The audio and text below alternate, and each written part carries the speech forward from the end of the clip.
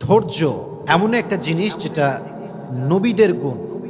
প্রত্যেকটা নবী ধৈর্যশীল ছিলেন, প্রত্যেকটা নবী সবের ছিলেন, প্রত্যেকটা নবীকে আল্লাহ তাআলা শক্তির মতো একটা অসাধারণ ক্ষমতা দিয়েছিলেন।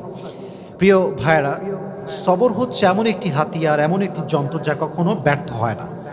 সবর এমন একটি যন্ত্র যা কখনো বৃথা যায় না, এবং সবরকে আল্লাহ তাআলা এমন একটি তীর বানিয়েছেন যা কখনো লক্ষ্যভ্রষ্ট হয় না, এবং সবরকে আল্লাহ তাআলা এমন একটি দুর্গ বানিয়েছেন যা কখনো ধ্বংস হয় না। একটা বিষয় খেয়াল রাখেন, ওয়াসবিরু ইন্নাল্লাহা মা'আস সাবিরিন। আল্লাহ তাআলা বলেছেন তোমরা ধৈর্যশীল হও, এবং মনে রেখো যে সবর করে, যে ধৈর্যশীল হয়, তার সঙ্গী হয় একজন, তিনি কে? আল্লাহ তার সঙ্গী হয়।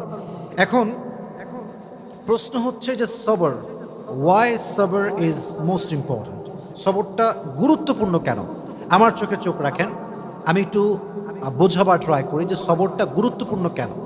আচ্ছা, একটু ফিল করেন যে আমাদের জীবনে একটা বিপদ আসছে। হয় আমার বাবা মারা গিয়েছে, আমার জব আমি লস করে ফেলেছি, জব হারায় গেছে, অথবা আমার কোনো ইনজুরি হয়েছে, কোথাও আঘাত লেগেছে। আচ্ছা বলেন তো, এই সমস্ত প্রত্যেকটা ড্যাঞ্জারে আমার দিকে তাকান, ধৈর্য ছাড়া কোনো গতি কি আছে? কোনো গতি নাই। There is no alternative way of সবর। সবরের কোনো প্রকার কোনো বিকল্প রাস্তা নেই। সবর হচ্ছে মুমিনের জীবনের সফলতার সবচেয়েতে বড় হাতিয়ার। তবে আমি আজকে আলোচনাটা একটু লম্বা করব, এই জন্য সবর এটা মেয়েদের জন্য জরুরি, ছেলেদের জন্য জরুরি, সবার জন্য জরুরি।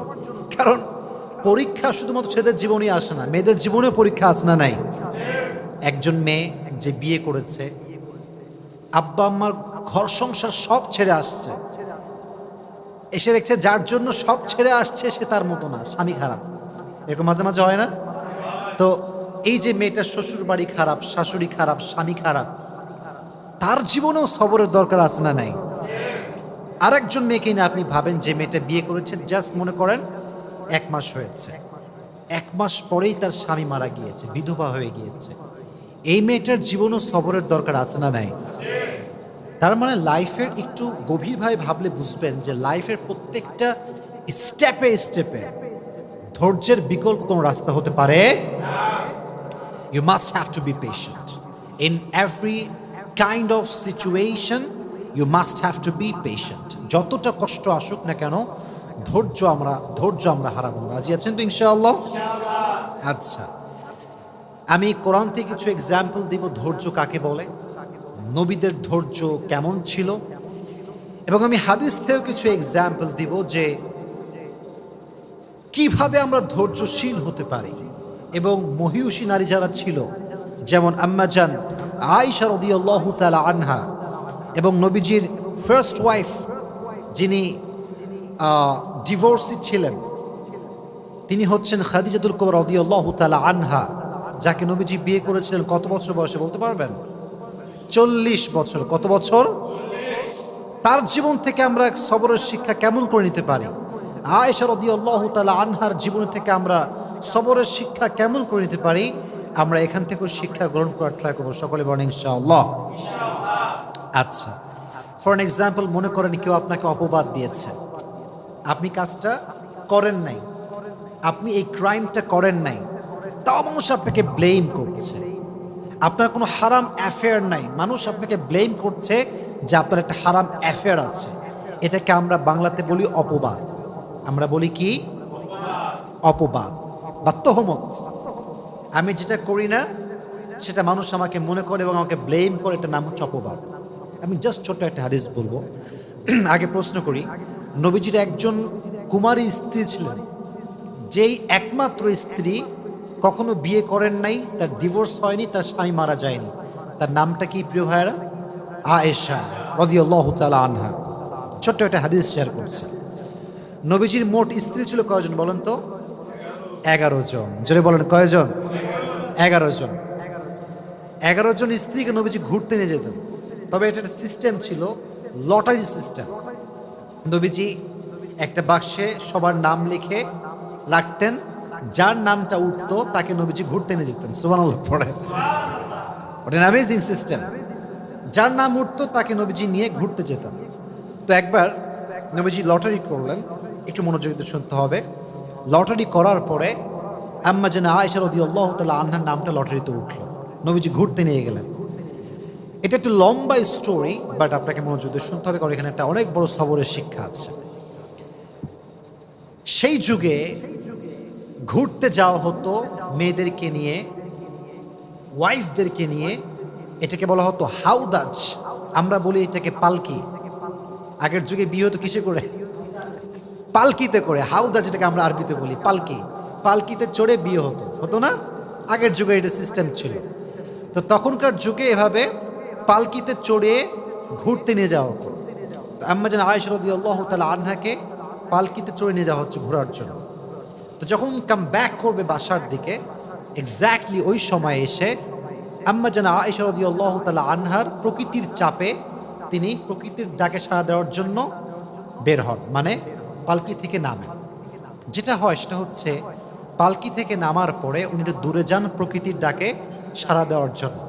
এখন মজার বিষয় হচ্ছে আম্মা জান আয়েশা রাদিয়াল্লাহু তাআলা আনহা ছিলেন, she was slim, she was not fat. উনি খুব চিকন ছিলেন, মোটা ছিলেন না, চিকন ছিলেন।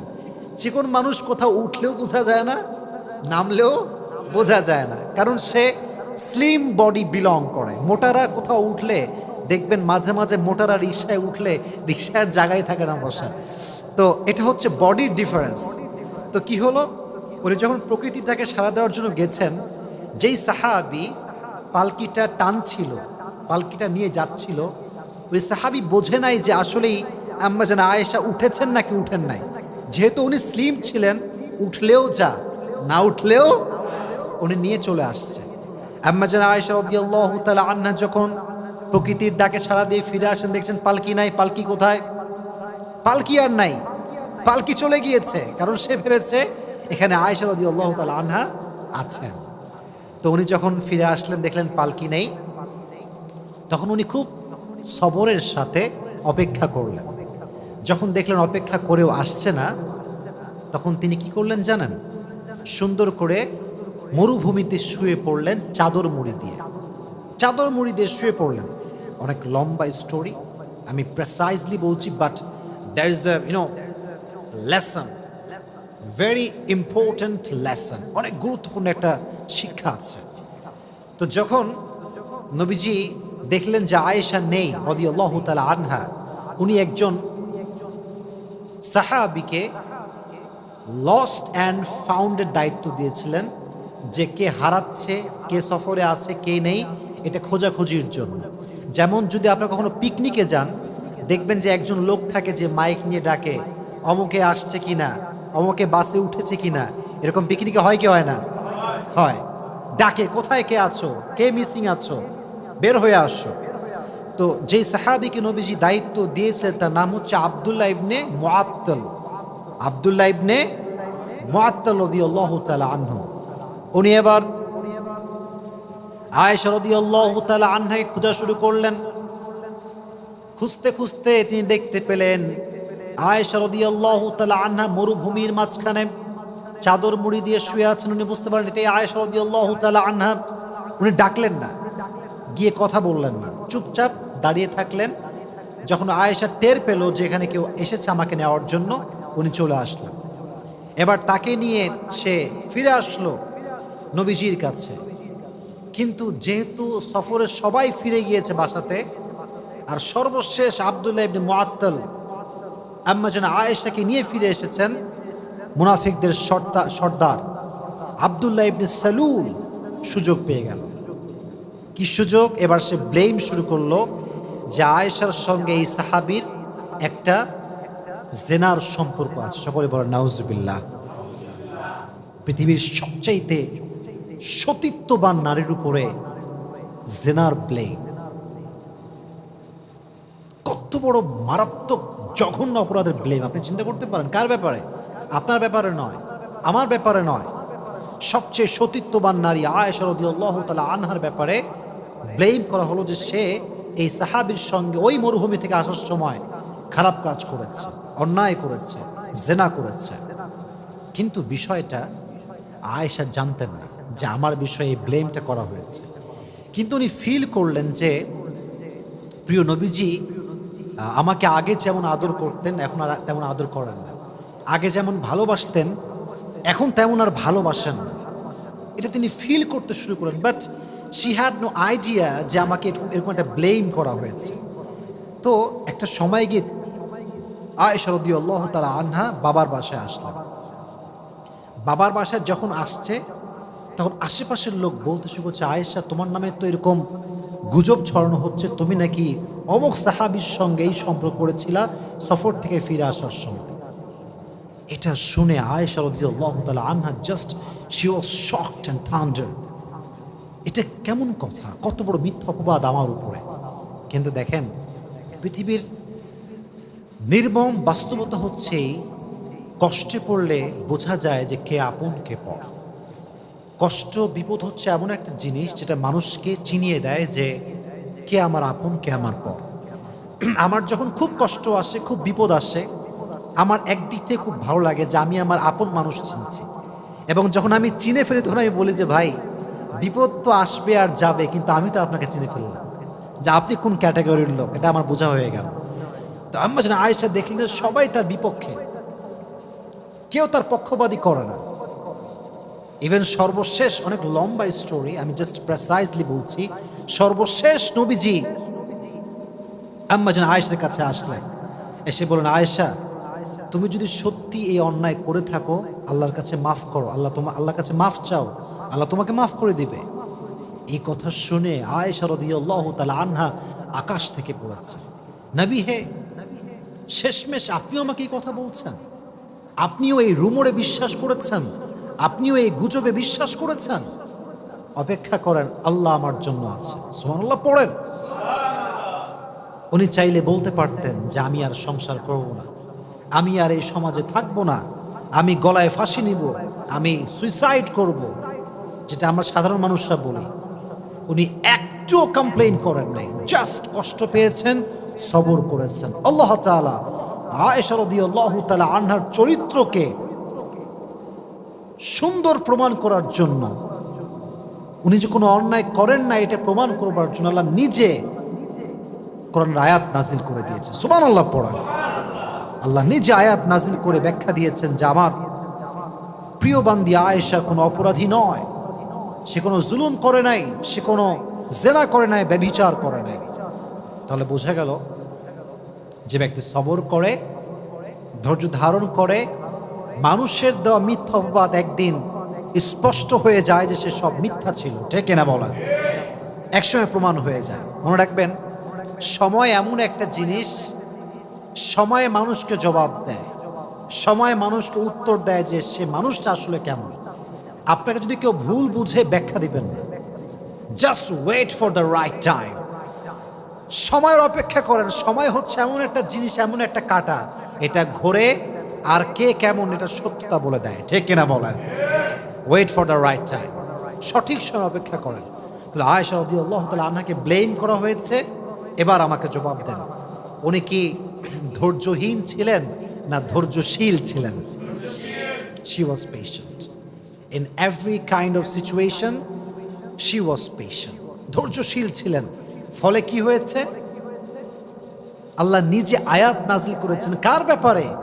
যেহেতু আয়েশা সবর করেছে তার ব্যাপারে কোরআনে আয়াত নাজিল করেছে। একজন আওয়াজ দিয়ে বলেন, তিনি কে? ইন্নাল্লাযীনা জাউ বিল ইফকি উসবাতুম মিনকুম লা তাহসাবুহু শাররাল লাকুম বাল হুয়া খায়রুল লাকুম লিকুল্লি ইমরিইম মিনহুম মাকতাসাবা মিনাল ইসম ওয়াল্লাযী তাওয়াল্লা কিবরাহু মিনহুম লাহু আযাবুন আলীম। আল্লাহ বলছেন, নবী হে, কাফেরদের মাঝ থেকে কিছু গোষ্ঠী আপনার কাছে এসেছে আয়েশার ব্যাপারে মিথ্যা তথ্য দেওয়ার জন্য, অপবাদ দেওয়ার জন্য। বাট মাথায় রাখবেন, মানুষ যদি খারাপ করতে চায় আর আল্লাহ যদি বান্দার ভালো চায়, বান্দির ভালো চায়, পৃথিবীর কোনো অপশক্তি বান্দার ক্ষতি করতে পারবে? আমি আল্লাহ আযাব দিব তাদেরকে যারা মিথ্যা অপবাদ দিয়েছে। অতএব আয়েশাকে আল্লাহ তাআলা নিষ্কলুষ প্রমাণ করলেন, চরিত্রবান প্রমাণ করলেন। তিনি যে সতীত্ববান একজন নারী, তার যে সতীত্ব সুন্দর, পুত পবিত্রা, সে আল্লাহ নিজে কোরআনে আয়াত নাজিল করে দিয়েছে। সুবহানাল্লাহ পড়া। তাহলে এখান থেকে বোঝা গেল কেউ ব্লেম করলে, অপবাদ করলে সবরের পরিচয় দেওয়ার দরকারটা আছে না নাই? আচ্ছা, আরেকটা হাদিস থেকে বলি, আমি আগেই প্রশ্ন করেছিলাম, আমি আবার রিপিট করছি। নবীজির ফার্স্ট ওয়াইফ কে ছিল? প্রথম বউ খাদিজাতুল কুবরা রাদিয়াল্লাহু তাআলা আনহা। বলেন নাম ছিল কি? আরো যে বলেন নাম ছিল কি? খাদিজা রাদিয়াল্লাহু তাআলা আনহা। আমি খুবই শর্টকাটে কথাটা বলতে চাই, কারণ আমাকে অনেকগুলো আয়াত বলতে হবে, নবীর জীবন থেকে কিছু এক্সাম্পল দেওয়া লাগবে, তাই আমি এগুলো লম্বা করতে চাচ্ছি না। মনে রাখবেন, জীবনের কেউ হারিয়ে যাওয়া, এটা হারিয়ে যাওয়া নয়, এটা রবের পক্ষ থেকে পেগাম যে তোমার জন্য এর চাইতে বেটার অপশন আছে। সুবহানাল্লাহ পড়েন, একটু ভাবেন। হাদিস থেকে বলি, যখন খাদিজা রাদিয়াল্লাহু তাআলা আনহা বিয়ে করলেন, প্রথম হাজব্যান্ড, খুব সুন্দর সংসার, খুব সুন্দর জীবন। খাদিজা ভাবতে শুরু করেছিলেন যে এর মতো উত্তম জীবন সঙ্গী আমার জীবন আর কেউ আসতেই পারে না। He is the best person that I have ever seen in my life. এর চাইতে বেটার অপশন কে হতে পারে? হঠাৎ করে সে মারা গেল। প্রথম হাজব্যান্ড জাস্ট শেষ, মুহূর্তেই শেষ। যখন মারা গেল প্রথম হাজবেন্ড, খাদিজাতুল কুবরা রাদিয়াল্লাহু তাআলা আনহা ভেঙে পড়লেন। সবর হারায়নি। ভেঙে যাওয়া মানে সবর হারানো নয়। আপনি তো ভাঙবেন, কারণ আপনি মানুষ, বাট ভেঙে যাওয়ার পরেও যদি আপনি আবার দাঁড়াতে পারেন তাহলে আপনি ধৈর্যশীল, ঠিক কিনা বলেন? তো উনি ভেঙে পড়লেন, বাট সবর হারান নাই, ধৈর্য হারান নাই। সেকেন্ড টাইম আবার বিয়ে করলেন। একজন মেয়ে যখন ডিভোর্স হয়ে বা স্বামী মারা যাওয়ার পরে আবার বিয়ে করে, জীবনটা এত সহজ হয় না। যে নারী তার সমস্ত অস্তিত্ব একজন পুরুষকে বিলীন করে দেয়, সে নারী সেকেন্ড টাইম অন্য কোনো পুরুষের সঙ্গে বসা, তাকে ধরতে দেওয়া, তার সঙ্গে কোনো ফিজিক্যাল টাচ নারীটা সহ্য করতে পারে না, কারণ সে প্রথম পুরুষে আসক্ত। সিস্টেমেটিক্যাল ওয়েটা এমনই হয়ে গেছে। কোনো মেয়ে যদি বিয়ে করে, তার ফার্স্ট হাজব্যান্ড যে, সে তার প্রতি আজীবন দুর্বল থাকে, কারণ তার প্রথম টাচটা সে তাকে করেছে, হালাল টাচ যেটাকে আমি বলি। তো নারীদের এটা অনেক বেশি কষ্ট হয়, সাফার করে নারীরা। মনে রাখবেন, স্পর্শ নারীর জন্য বেশি সেন্সিটিভ পুরুষের চাইতে, কারণ পুরুষের যেই ভার্জিনিটি, এটা নারীর চাইতে বেশি দামি নয়। আল্লাহ নারীর সতীত্বকে যে সম্মান দিয়েছে, সে সম্মান পৃথিবীর কিছুকে আল্লাহ তাআলা দেয়নি। সুবহানাল্লাহ পড়ায়। এই জন্য নারী যখন ডিভোর্সি হয়ে যায়, তখন নারী অন্য কোনো পুরুষকে সহজে অ্যাকসেপ্ট করতে পারে না, খুব কষ্ট হয়। ওই প্রথম স্মৃতিগুলো বারবার চোখের সামনে ভেসে ওঠে। কথা ঠিক কিনা বলেন? তো ফার্স্ট বিয়ে, স্বামী মারা গেছে। সেকেন্ড টাইম খাদিজার আব্বাজান অনেক বড়, he was the biggest business magnate, অনেক বড় ব্যবসায়ী ছিলেন।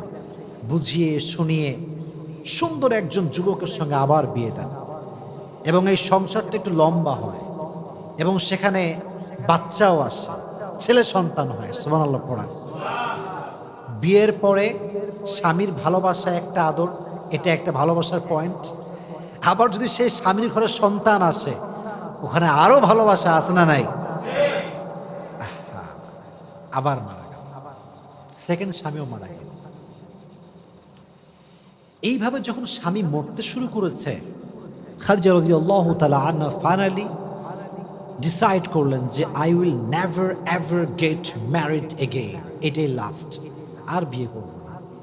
জীবনে যাই হোক আমি সবর করব এবং আমি স্থির থাকবো, আমি আর বিয়ে করব না। তিনি ভেবেছিলেন ফার্স্ট অপশনের চাইতে সেকেন্ড অপশন বেটার হবে না।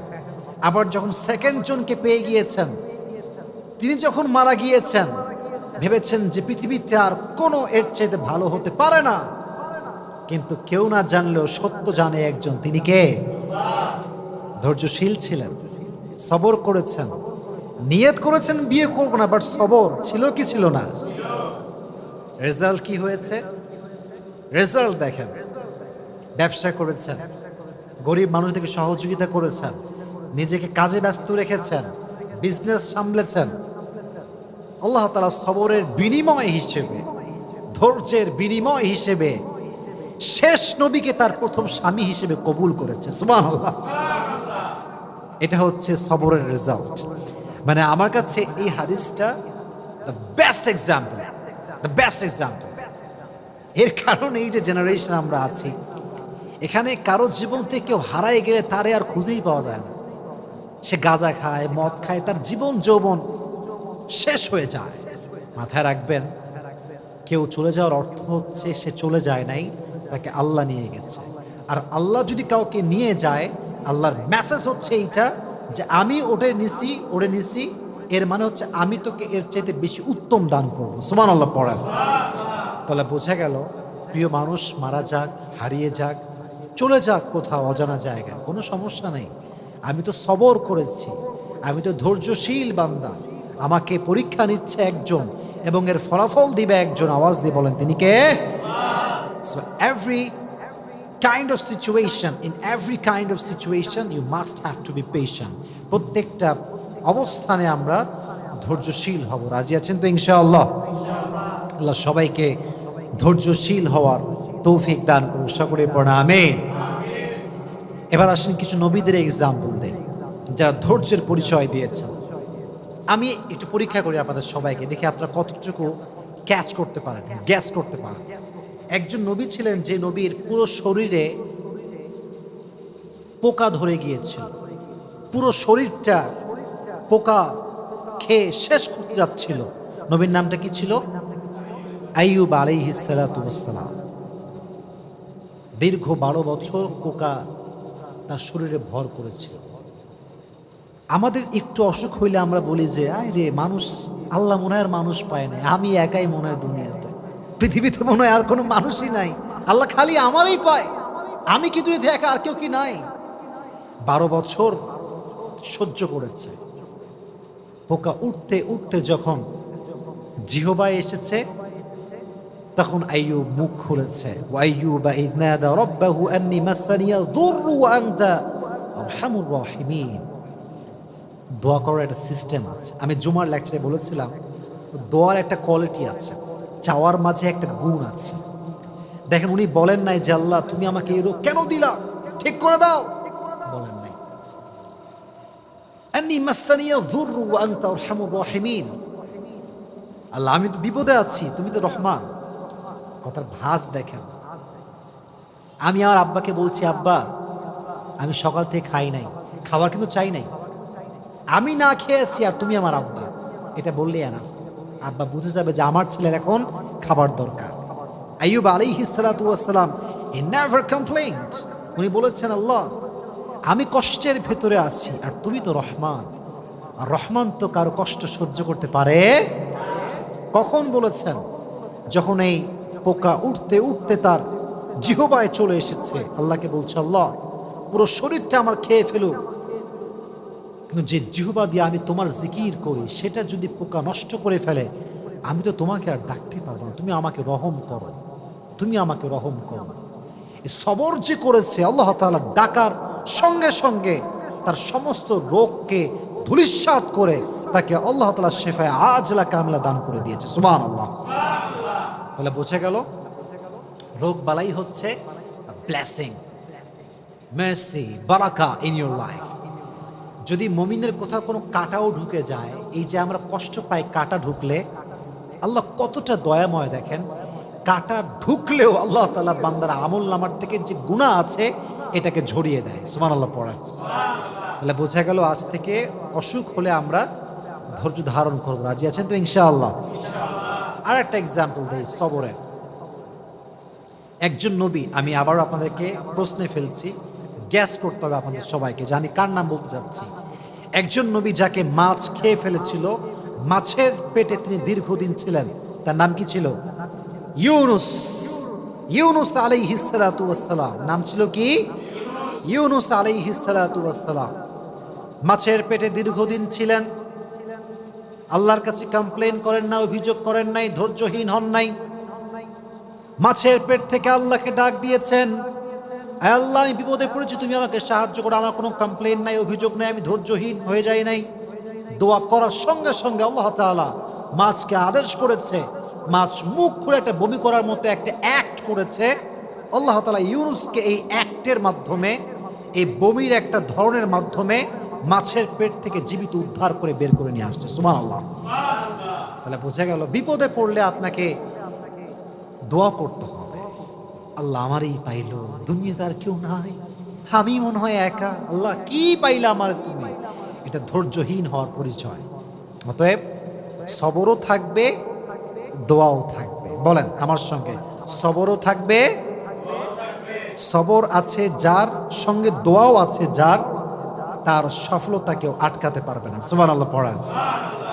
আর একটা এক্সাম্পল দেয়, নবীর নাম গ্যাস করতে হবে আমাদের সবাইকে। একজন নবী যাকে আল্লাহ তাআলা ৮০ বছর পরে একটা সন্তান দিয়েছিলেন, সে নবীর নাম কি? ইব্রাহিম আলাইহিস সালাতু ওয়াস সালাম। নামটা কি? ইব্রাহিম আলাইহিস সালাতু ওয়াস সালাম। সন্তানের নাম কিছু বলতে পারবেন? ইসমাঈল। নাম কি ছিল? ইসমাঈল আলাইহিস সালাতু ওয়াস সালাম।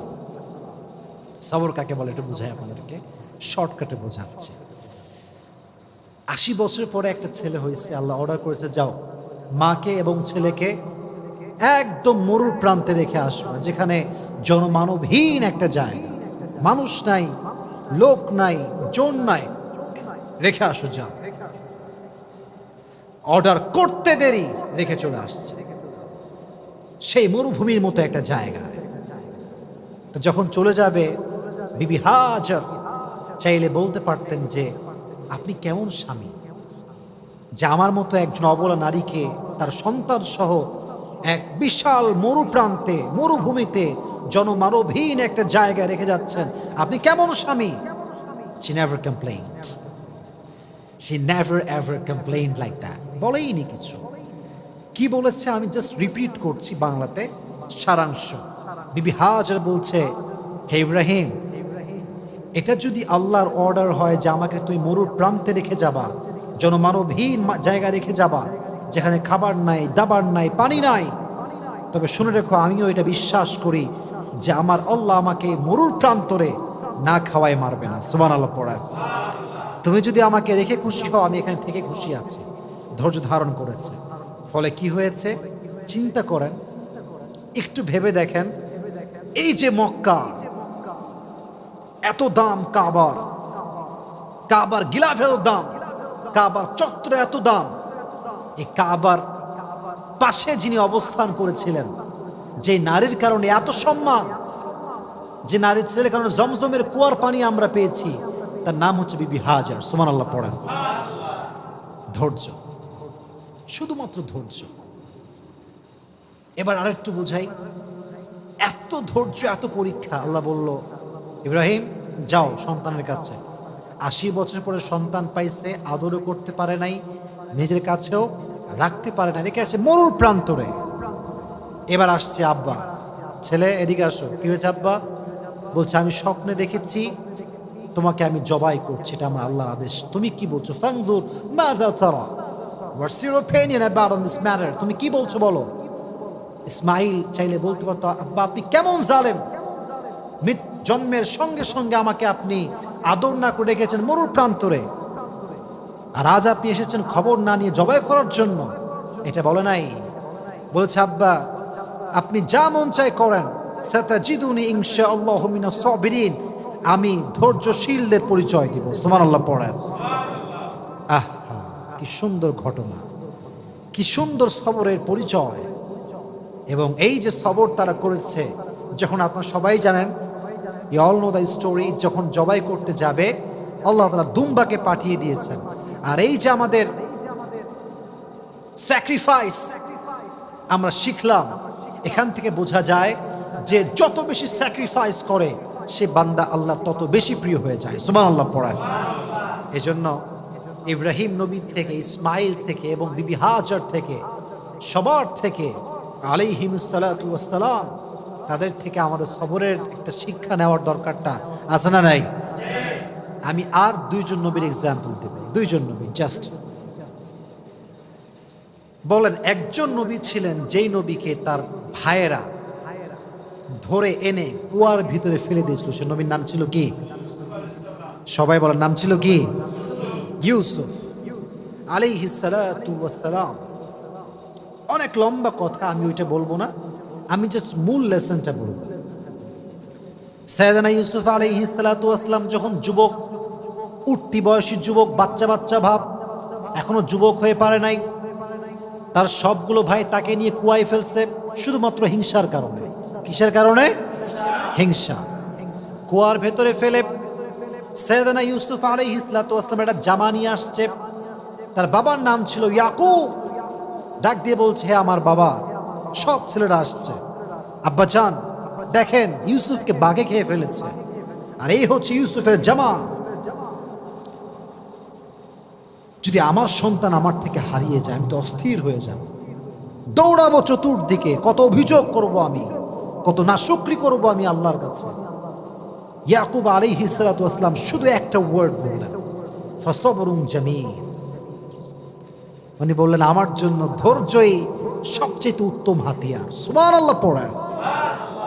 আমার কাছে ধৈর্যই সবচেয়ে উত্তম হাতিয়ার। এই যে কথা তিনি বলেন, আল্লাহ তার প্রতিদান দিয়েছে কিভাবে, অনেক লম্বা কথা। এই যে কুয়াতে ফেলা হলো ইউসুফকে ধ্বংস করার জন্য, এই কুয়াতে ইংরেজিতে বলা হয় কুয়াকে ট্যানেল। এটাকে বলা হয় কি, ট্যানেল। কুয়াকে বলা হয় ট্যানেল। এই কুয়াটা শুধুমাত্র কুয়া নয়, এই কুয়াটা হচ্ছে সাইয়েদনা ইউসুফকে সাধারণ ঘর থেকে নিয়ে এসে রাজ সিংহাসনে বসাবার কুয়া। সুবহানাল্লাহ পড়া। লম্বা কথা, আমি অত কথা বলতে চাই না। যখন তিনি মিশরের অর্থনৈতিক যে মন্ত্রী বলা হয়, তিনি হলেন ফিনান্স মিনিস্টার, অর্থমন্ত্রী তিনি হলেন। তো যখন কেনানে অভাব দেখা দিল, তার সব ভাইগুলো ইউসুফের কাছে আসছে সাধারণ মানুষ হয়ে সাহায্য নেওয়ার জন্য। তো অনেক লম্বা কথা, যখন তারা আসছে অনেক কথাবার্তার পরে তারা বুঝতে পেরেছে যে এটা হচ্ছে ইউসুফ। এর নাম কি? ইউসুফ। তো ইউসুফ আলাইহিস সালাতু ওয়াস সালাম বলেন, যাও তোমাদেরকে আমি মাফ করে দিলাম, এবং মাথায় রেখো ইন্নাহু মাইয়াত্তাকি ওয়া ইয়াসবির ফাইন্নাল্লাহা লা ইউযিউ আজরাল মুহসিনিন। নিঃসন্দেহে যারা আল্লাহকে ভয় করে এবং ধৈর্যশীল হয় তাদের বিনিময়কে আল্লাহ তাআলা কখনো নষ্ট করে দেয় না। সুবহানাল্লাহ। এবার তিনি সৈন্য নিয়ে, উট নিয়ে, ঘোড়া নিয়ে, ভাইকে নিয়ে ঘোড়ার পিঠে উঠে জাঁকজমকভাবে সবাইকে নিয়ে এসে তার বাবার সঙ্গে, যিনি বলেছিলেন ফাসবরুন জামিল, আমার জন্য ধৈর্যই সবচেয়ে বেশি শ্রেয়, সবচেয়ে বেশি সেরা, এই ধৈর্যের বিনিময়ে আল্লাহ তাআলা ইয়াকুবকে, সাইয়েদনা ইয়াকুবকে তার সন্তান ইউসুফ ফিরিয়ে দিয়েছে। সুবহানাল্লাহ পড়েন। তাহলে ইউসুফ আলাইহিস সালাতু ওয়াস সালামের জীবন থেকে আমরা শিক্ষা পেলাম এটা, যে সবর ছাড়া জীবনে কোনো গতি হতে পারে। সাইয়েদনা ইয়াকুব আলাইহিস সালাতু ওয়াস সালামের জীবন থেকে আমরা এটা বুঝলাম, সবর ছাড়া জীবনে কোনো গতি হতে পারে।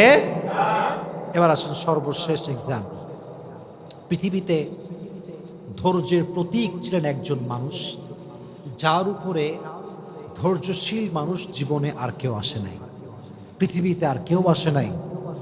হি was out of any kind of comparison. তিনি ছিলেন সবচেয়ে ধৈর্যশীল। ধৈর্যের ক্ষেত্রে তার কোনো তুলনা হয় না, কোনো কম্পেয়ার হয় না।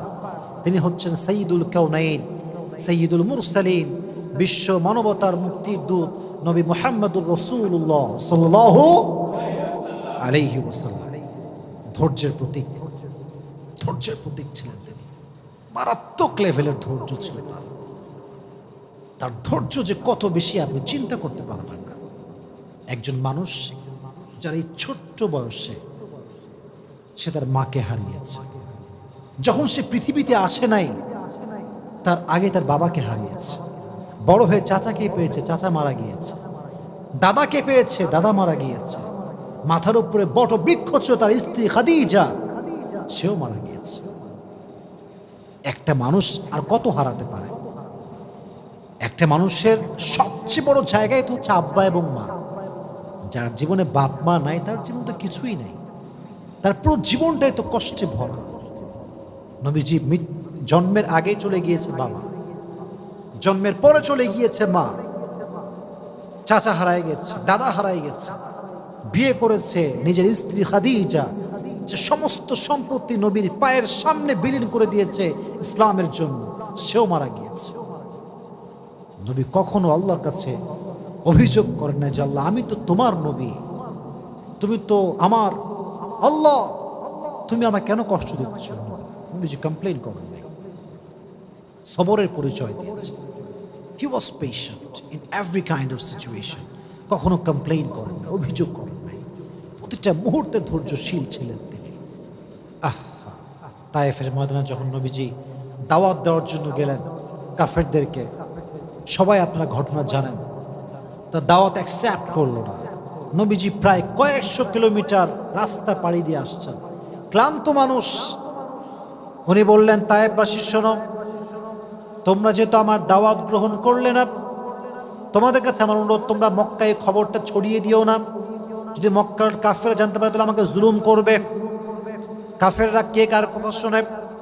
নবীজি বের হওয়ার আগে কাফেররা মক্কায় খবর পৌঁছে দিল যে মুহাম্মদ মক্কার থেকে এখানে তায়েফের জমিনে দাওয়াত দেওয়ার জন্য আসছে, আমাদেরকে কবুল করে না এই দাওয়াত। সব তায়েফের দুষ্টু ছেলে পেলে বাচ্চাদেরকে নবীজির পেছনে লেলিয়ে দিয়েছে, যাও তোমরা মুহাম্মদকে পাথরের আঘাত করো, বৃষ্টির মতো পাথরকে তোমরা বর্ষণ করো। আমি যখন রেলগেটে যাই, আমি জাস্ট এটা ফিল করি। রেলগেটে দেখবেন যে প্রত্যেকটা রেল লাইনের মাঝখানে এরকম বড় বড় পাথর থাকে, দেখছেন আপনারা সবাই, এরকম শক্ত শক্ত পাথর। আমি জাস্ট এটা ফিল করি, যদি এই পাথরটা তুলে আমি আসিফকে কেউ আঘাত করে আমার কি হবে, আমি কি আদৌ সহ্য করতে পারবো এই আঘাতটা? তখন আমি ফিল করি যে তায়েফের জমিনে আমার নবীকে এর চাইতে বড় বড় পাথর দিয়ে মেরে রক্তাক্ত করা হয়েছে। নবীর রক্ত পড়েছে, নবীর রক্তে পুরো মাটিটা ভিজে গেছে। নবীজি রক্তে পড়ে বেহুশ হয়ে গেছে। সাহাবী এসে ধরেছে, ধরে উঠাইছে, নবী হে এবার তো বদদুয়া করেন, এবার তো বদদুয়া করে ফেলেন, আর কত সহ্য করবেন? নবীজি বলছে, শোনো, আমি তো বদদুয়া করার জন্য আসি নাই, হয়তো আমার দাওয়াত তায়েফের লোকরা কবুল করে নাই, তো কি হয়েছে, নেক্সট জেনারেশন যে হবে তারা হয়তো বা ইসলামকে গ্রহণ করবে। সুবহানাল্লাহ পড়া।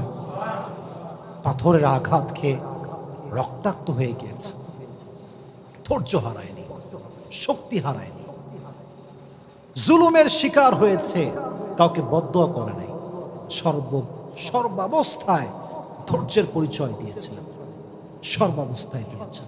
আজকে আমাদের অভাব আসলে আমরা কত কথা বলি, টাকা নাই, আমার কাছে এইটা নাই, এইটা নাই, I don't have anything, just complain.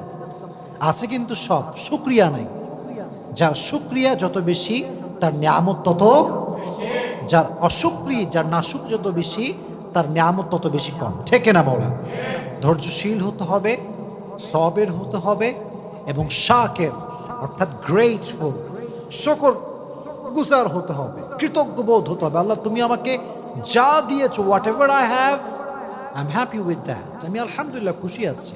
আমার বাড়ি নাই তাও খুশি, আমার গাড়ি নাই তাও খুশি। আল্লাহ তুমি জাস্ট আমার হলেই আমার চলবে ইনশাআল্লাহ। তাহলে বোঝা গেল প্রত্যেকটা নবীর থেকে, যেমন আমরা শুনেছি আইয়ুব আলাইহিস সালাতু ওয়াস সালামের কথা, আমরা শুনেছি ইউনুস আলাইহিস সালাতু ওয়াস সালামের কথা, আমরা শুনেছি ইব্রাহিম আলাইহিস সালাতু ওয়াস সালামের কথা, আমরা শুনেছি ইয়াকুব আলাইহিস সালাতু ওয়াস সালামের কথা, আমরা শুনেছি ইসমাঈল আলাইহিস সালাতু ওয়াস সালামের কথা, আমরা শুনেছি ইউসুফ আলাইহিস সালাতু ওয়াস সালামের কথা, আমরা শুনেছি নবীর কথা, শেষ নবীর কথা। এর দ্বারা বোঝা গেল যে ধৈর্যশীল আমরা আজ থেকে আর হব না। হব কি হব না? আল্লাহ সবাইকে ধৈর্যশীল হওয়ার তৌফিক দান করুক, সকলে পড়া আমিন। আর বিশেষ করে আমি একটা কথা বলে শেষ করতে চাই আমার বোনদের জন্য, specially for my sisters, those who R listening me from YouTube or Facebook, this is my humble request for everyone. যদি বিয়ের পরে দেখেন আপনার স্বামী খারাপ, তাহলে আগেই অভিযোগ করেন না, আগেই ডিভোর্স নিয়ে ভাইবেন না। Divorce is just far away, बहुत दूर की बात है। पहले ट्राई करो, पहले कन्विंस करो, पहले एडजस्ट करो, फिर उसके बारे में सोचना। আমরা আগেই ডিভোর্স নিয়ে ভাবি যে তালাক দিলেই মনে সমাধান। না, কে বলছে আপনার সমাধান? আপনি মনে করতেছেন আমার বোন যেই স্বামী বাদ দিলে আরেকটা স্বামী খুব ভালো হবে, কে বলছে আপনার? গ্যারান্টি আছে আপনার কাছে? ছেলেরা প্রথমে খুব ভালো মনে হয় দেখলে, ফেরেশতা কনফার্ম জান্নাতি লেভেলের একটা, পরে গিয়ে যে কি বদমাইশ হয় এটা আপনি কল্পনা করতে পারবেন না। এই জন্য যেই স্বামী আপনার কাছে আছে ওকে একটু কনভিন্স করেন, ওর সঙ্গে অ্যাডজাস্ট করার ট্রাই করেন। You have to give your best, you have to try your best, you have to give the best effort. যতটুকু পারা যায় ট্রাই করেন বানানোর জন্য, ভালোবাসা দিয়ে, আদর দিয়ে, যত্ন দিয়ে, আব্বা আম্মাকে দিয়ে, মুরব্বিকে দিয়ে তাই কনভিন্স করেন। মাথায় রাখবেন, নারীর ডিভোর্স হয়ে গেলে তার সম্মান কমে যায়, তার স্ট্যাটাস লো হয়ে যায়। যতই আপনি ওয়াজ করেন, যতই আমি ওয়াজ করি, দিন শেষে সত্য সত্য, রিয়েলিটি ইজ রিয়েলিটি। এখানে কোনো প্রকার কোনো কথা চলবে না। এই জন্য বন্ধুকে বলবো, বোনেরা, যদি সাংসারিক জীবনে সুখী হতে চান, there is no alternative way of সবর। সবর যার আছে বেশি, তার সংসার তত টিকে বেশি। আমার সঙ্গে রিপিট করেন, রিপিট আফটার মি। যেই মেয়ের সবর যত বেশি, তার সংসার টিকে তত। আপনি দেখবেন অনেক সময় বিয়ের 2 দিন পরে ডিভোর্স, এরকম ঘটনা বাংলাদেশে আস না নাই?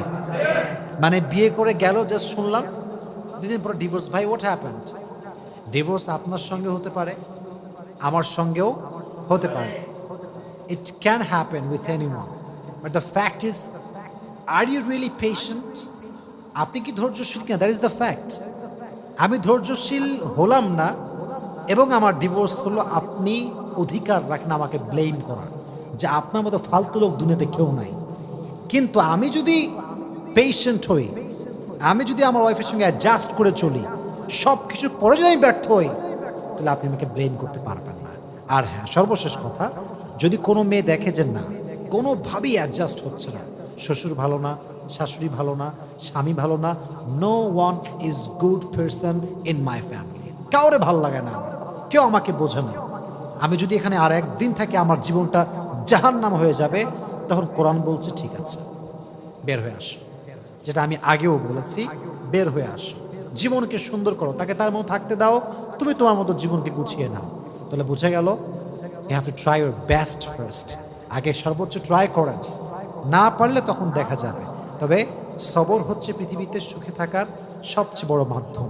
আল্লাহ আমাদের প্রত্যেকটা ভাইকে, প্রত্যেকটা বোনকে সবরের মতো একটা শক্তিশালী গুণকে অর্জন করে চলার তৌফিক দান করুন। আমিন। ওয়া আখির দাওয়ানা আলহামদুলিল্লাহি রাব্বিল আলামিন।